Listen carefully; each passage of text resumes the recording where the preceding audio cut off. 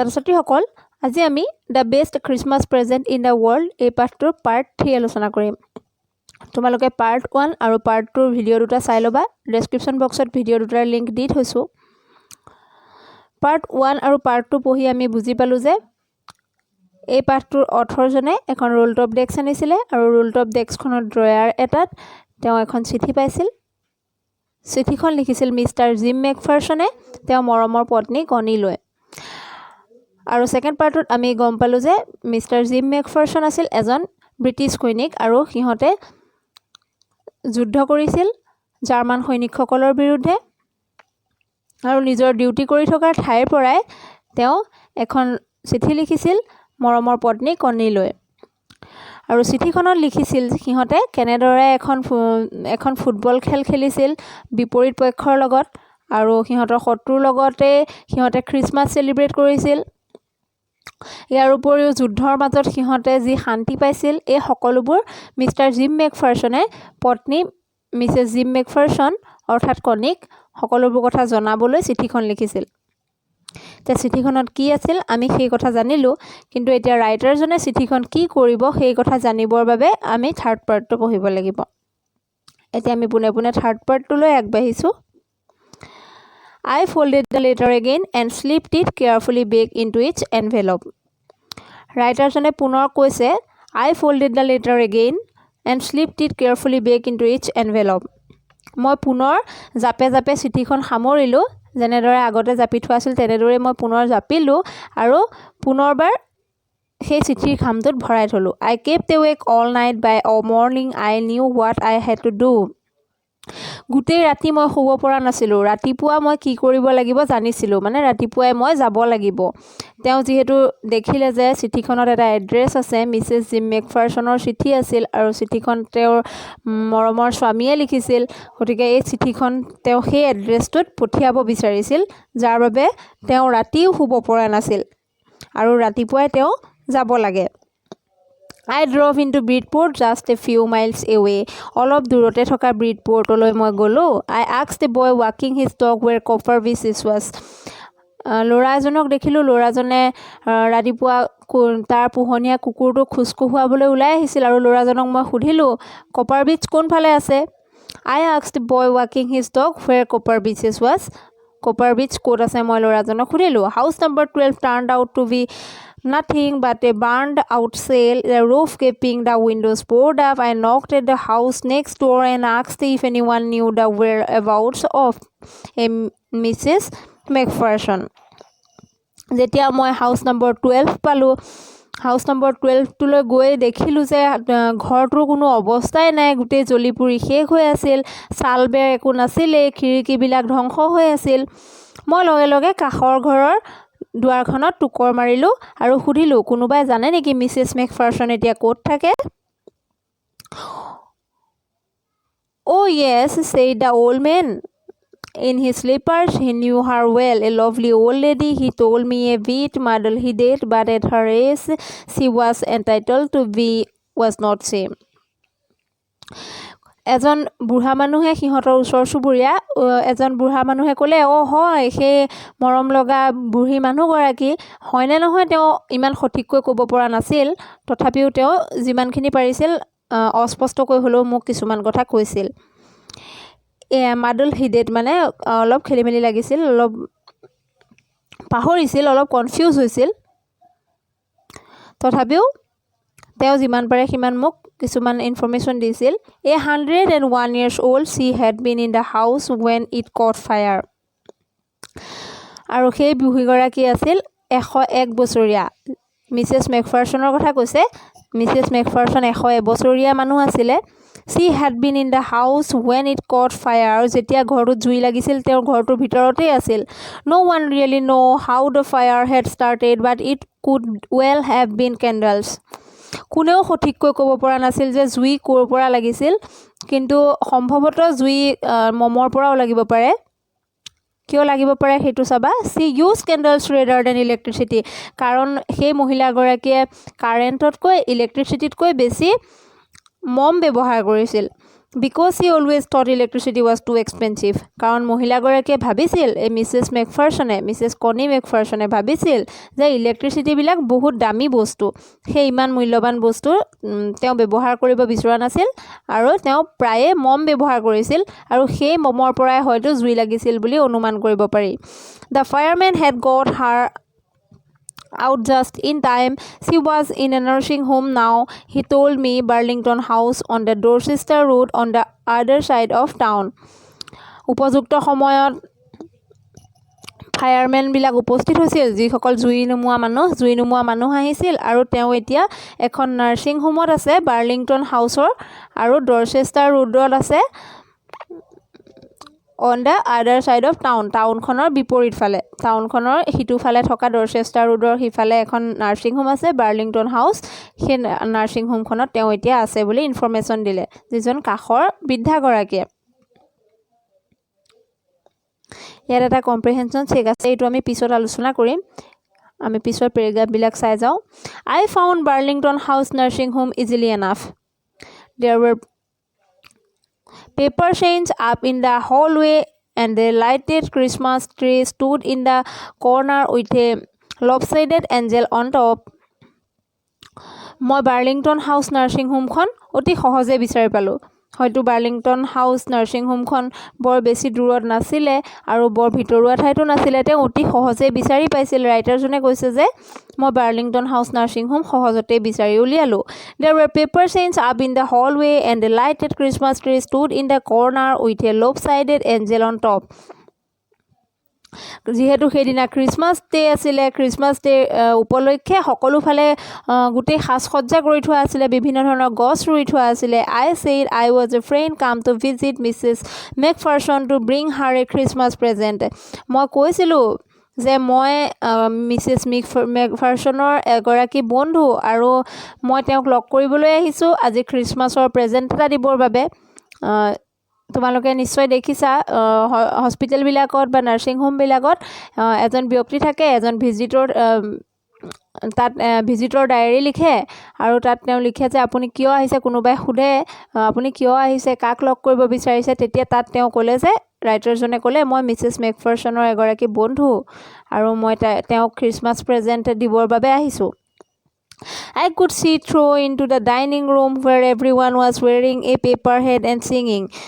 মই দেখিছিলোঁ সকলোবিলাকে ডাইনিং ৰুমত যি খাদ্য খোৱা ৰুম আছে তাত গান গাই আছিল আৰু কিছুমান পেপাৰৰ কাগজৰ টুপি পিন্ধিছিল the matron head a head on to and seemed happy enough to me আৰু মেট্ৰনগৰাকীয়েও মূৰত টুপি পিন্ধি আছিল যিগৰাকীয়ে মোক বাট দেখুৱাই দিব তেওঁ টুপি পিন্ধি আছিল আৰু বৰ সুখী হৈ আছিল কাৰণ সেইদিনা ক্ৰিছমাছ ডে আছিলে She even offered me a mince pie. She walked me along the corridor. Mrs. McPherson is not in with the others. She told me she rather confused today, so we thought it best if she had a good rest.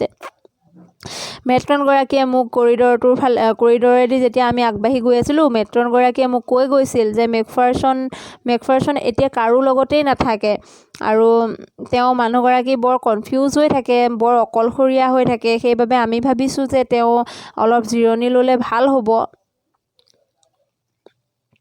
তেওঁ জিৰণিৰ প্ৰয়োজন আছে সেইবাবে আমি তেওঁক অকলশৰীয়াকৈয়ে ৰাখোঁ She has no family you know no one visits তেওঁৰ কোনো পৰিয়ালবৰ্গ নাই জানেনে কোনেও তেওঁক কেতিয়াও চাবলৈও নাহে এনেদৰে মেট্ৰনগৰাকীয়ে মই আগবাঢ়ি যাওঁতে কৈ গৈছিলে মোক She took me into a conservatory with wicker chairs and potted plants all around and left me. তেওঁ মোৰ এনেকুৱা এখন ঠাইলৈ লৈ গৈছিল যিখন ঠাইত সকলোফালে গছ-গছনি ৰুই সেইদিনা খ্ৰীষ্টমাছ দিনৰ সাজসজ্জা ভালদৰে কৰি থোৱা আছিল আৰু মেট্ৰনগৰাকীয়ে কৈছিল যে আজি তেওঁক কেতিয়াও কোনেও লগ কৰিবলৈ নাহে পৰিয়ালৰ মানুহে যদি আপুনি আজি আহে তেওঁ নিশ্চয় বৰ ভাল পাব মিছেছ মেকফাৰ্চনে কনি মেকফাৰ্চনে অত্যন্ত সুখী হ'ব যদি আপোনাক লগ পায় এনেদৰে কৈছিল The old lady was sitting in a wheelchair, her hands folded in her lap. She had the silver white hair pinned into a wispy bun.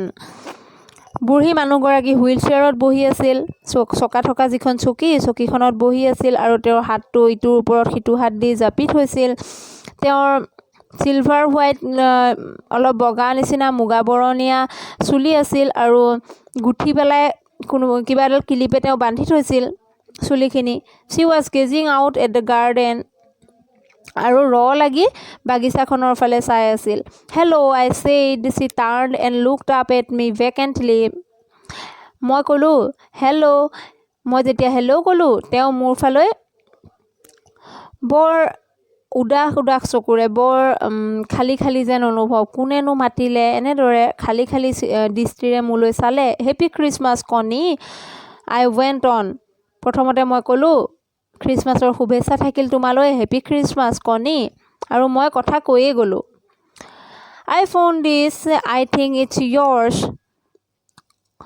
মই এই বস্তুটো পাইছিলোঁ আৰু এইটো তোমাৰ বস্তু নেকি As I was speaking, her eyes never left my face. যেতিয়া মই কথাখিনি কৈ গৈছিলোঁ তেওঁ একেৰাহে লাগি মোলৈ চায়ে আছিল অকণো চকু ভঙা নাছিল I opened the tin box and gave it to her. মই টিঙৰ বাকচটো যিটো মই চিক্ৰেট ড্ৰয়াৰটোত পাইছিলোঁ সেই টিঙৰ বাকচটোত খুলি তেওঁৰ ফালে আগবঢ়াই দিলোঁ তেওঁক দি দিলোঁ কনি মেকফাৰ্চনক That was the moment her eyes lit up with recognition and her face became suffused with a sudden glow of happiness. সেই মুহূৰ্তত তেওঁৰ চকুহাল সম্পূৰ্ণ হৈ পৰিছিল তেওঁৰ চকুত যেন সম্পূৰ্ণতা মই দেখা পাইছিলোঁ আৰু হঠাতেই তেওঁৰ মুখমণ্ডল একদম উজ্জ্বল হৈ উঠিছিল ফূৰ্তি পাইছিল তেওঁ বৰ ফূৰ্তি পাইছিল সেই টিঙৰ বাকচটো পাই I explained about the decks about how I found it but I don't think she was listening মই কৈ গৈছিলোঁ কেনেদৰে মই ডেস্কখন পালোঁ ডেস্কখনৰ ড্ৰয়াৰবিলাক খোলোতে মই কেনেদৰে টিঙৰ বাকচটো পালোঁ টিঙৰ বাকচটোৰ ভিতৰত কেনেদৰে মই চিঠিখন পালোঁ এই সকলোবোৰ কথা মই তেওঁক কৈয়ে গৈ আছিলোঁ কিন্তু মই নাভাবোঁ তেওঁ মোৰ কথা শুনিছিল তেওঁ গুৰুত্বই দিয়া নাছিল কাৰণ তেওঁ ইমানেই ফূৰ্তি পাইছিল ফূৰ্তিত আত্মহাৰা হৈছিল আৰু মানুহজনে কি কৈ আছে ৰাইটাৰে কি কৈ আছে তেওঁ কোনো গুৰুত্বই দিয়া নাছিল For a while She said nothing but stroked the letter tenderly with her fingertips. অলপ সময়ৰ বাবে তেওঁ একো কথা কোৱা নাছিল কনি মেকফাৰ্চনে অলপ সময় একোৱেই কথা কোৱা নাছিল মাত্ৰ চিঠিখন আঙুলিৰে লিৰিকি বিদাৰি আছিল Suddenly she reached out and took my hand. হঠাৎ তাই মোৰ ফালে অলপ আগবাঢ়ি আহিল আৰু মোৰ হাতত ধৰিলে Her eyes were filled with tears. তেওঁৰ চকুপানী ওলাইছিল চকুপানী হৈছিল You told me you would come home by Christmas, dearest, she said. And here you are, the best Christmas present in the world. Come closer, Jim, dear, sit down. কনি মেকফাৰ্চনে 18 জনৰ ভিতৰত তেওঁৰ হাজবেণ্ডক দেখা যেন লাগিছিল আৰু তেওঁ কৈছিল You told me you would come home by Christmas, dearest. মৰমৰ মোৰ হাজবেণ্ড তুমিতো মোক কৈছিলা যে তুমি খ্ৰীষ্টমাছত উভতি আহিবা And here you are আৰু তুমি আজি আহিলা আৰু মোলৈ খ্ৰীষ্টমাছৰ আটাইতকৈ ভাল লগা প্ৰেজেণ্টটো আনিলা Come closer অলপ ওচৰ চাপি আহা জিম মৰমৰ জিম sit down মোৰ ওচৰত বহা এনেদৰে কৈছিল ৰাইটাৰজনক তেওঁ ৰাইটাৰজনক নিজৰ হাজবেণ্ড বুলি ভাবিছিল I sit down beside her and she kissed my cheek. মই তেওঁৰ কাষতেই বহিলোঁ আৰু তেওঁ মোৰ গালত এটা চুমা খালে I read your letter so often, Jim, every day. I wanted to hear your voice in my head. It always made me feel you were with me. মই তোমাৰ লেটাৰখন I read your letter so often, Jim, every day. মই প্ৰায়ে প্ৰতিদিনেই মই তোমাৰ লেটাৰখন পঢ়োঁ আৰু মই তোমাৰ মাতটো সদায় শুনি থাকিব বিচাৰোঁ আৰু যেতিয়া মই তোমাৰ লেটাৰখন পঢ়োঁ তেতিয়া এনেকুৱা লাগে যেন তুমি মোৰ কাষতে আছা And now you are আৰু তুমি এতিয়া সঁচাকৈয়ে মোৰ কাষত আছা Now you are back. You can read it to me yourself. তুমি মোৰ কাৰণে এবাৰ চিঠিখন নিজেই পঢ়ি দিবা নেকি Would you do that for me? মোৰ বাবে কৰাচোন জিম dear মৰমৰ gym I just want to hear your voice again. মই মাত্ৰ এবাৰ পুনৰ তোমাৰ মাতটো শুনিব বিচাৰোঁ I would love that so much. And then perhaps we will have some tea. I have made you a nice Christmas cake, marzipan all around. মই তেতিয়া বৰ ভাল পাম আৰু তাৰ পিছত যদি তুমি মোৰ বাবে এই চিঠিখন তোমাৰ নিজৰ মাতেৰে এবাৰ পঢ়ি দিয়া তেতিয়া মই বৰ সুখী হ'ম আৰু তাৰ পিছত আমি চাহ খাম আৰু মই তোমাৰ বাবে তোমাৰ ফেভাৰিট যেটো খ্ৰীষ্টমাছৰ কেক আছিলে মাৰ্জিপান কেক তুমি কিমান ভাল পোৱা মই সেই কথাটো জানো গতিকে মই মাৰ্জিপান কেক বনাম আৰু চাৰিওফালে কেৱল মাৰ্জিপান কেকেৰে ভৰাই পেলাম কাহিনীটো ইমানেই আছিলে ঠিক তেওঁ কিমান ফূৰ্তি পাইছিলে নিজৰ হাজবেণ্ডৰ বাবে বাচ্চাই আছিলে তেওঁ পুনৰ ঘূৰি আহিব যুদ্ধৰ পৰা কিন্তু তেওঁৰ হাজবেণ্ড ঘূৰি অহা নাছিল কিন্তু যি অথৰজনে যেতিয়া চিঠিখন লৈ গৈছিল তেওঁ নিজৰ হাজবেণ্ড বুলি ভাবিছিল আৰু তেওঁৰ ভাল পোৱাখিনি অথৰকে দিছিল এইটো মাইকেল মৰফাৰ্গো এজন ৰাইটাৰে লিখিছে ঠিক এটা বৰ ইন্টাৰেষ্টিং কাহিনী তোমালোকে যদি ভিডিওটো ভাল পালা লাইক কৰিবা এতিয়া আমি পাৰ্ট 2 কম্প্ৰিহেনশন চেক কেটা চাও পেজ নম্বৰ 15 ত থকা কম্প্ৰিহেনশন চেক কেটা তোমালোকে চোৱা Why did the author go to Bridport? অথৰজন ব্ৰিডপৰ্টলৈ কিয় গৈছিল চিঠিখন দিবৰ বাবে গৈছিল উত্তৰত লিখিবা The author went to Bridport to meet Connie McPherson. He wanted to deliver the letter to her written by her husband Captain Jim McPherson, which the author had found in the roll-top decks. Second, question number 2. How old was Mrs. McPherson now? Mrs. McPhersonৰ বয়স কিমান হৈছে এতিয়া? Where was she? আৰু তেওঁ ক'ত থাকে? Answer লিখিবা Mrs. McPherson was now 101 years old. She was in the Burlington House nursing home that was located on the Dorchester Road on the other side of town. Page number